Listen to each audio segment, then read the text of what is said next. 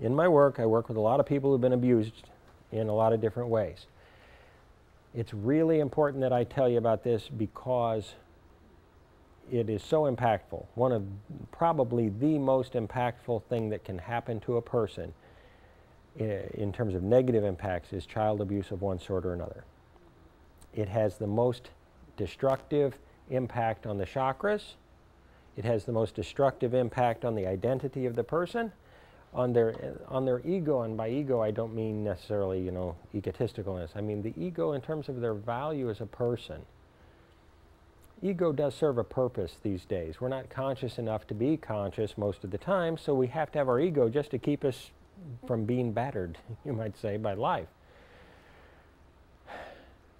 Child abuse can virtually destroy the function of the root chakra, and once you've heard the term, as the twig is bent, so grows the tree.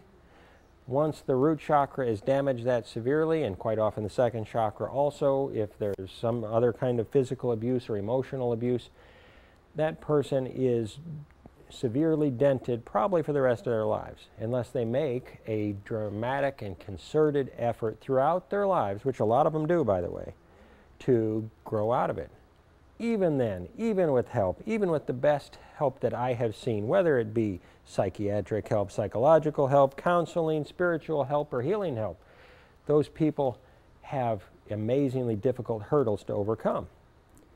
Because, again, it's been such a fundamental destruction of their trust in other people, trust in people that they were totally dependent upon, and distrust of themselves. Because quite often they're lied to during the abuse process. They're told that they can't trust themselves, that they're in some way wrong, that the abuse is being done. They're being hit because they were, quote, a bad child. Or they're being continually punished unnecessarily because because in some way it's stated that they deserve it. Having said that, it's important to understand that child abuse is not done by bad people.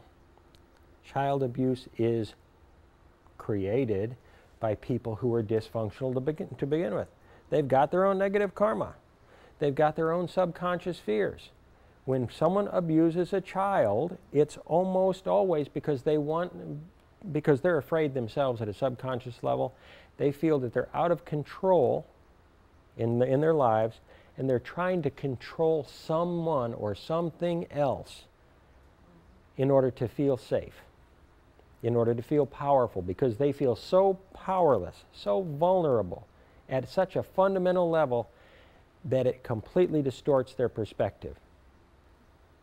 Okay, now, if that's the truth, if that's fact, and we take people who have abused children and just punish them more, are we solving the problem? And can you see why people who have abused children in the past continue to abuse in the future? The problem's not being addressed. It's not being directly resolved. Therefore, it continues. The nature of the problem is not understood.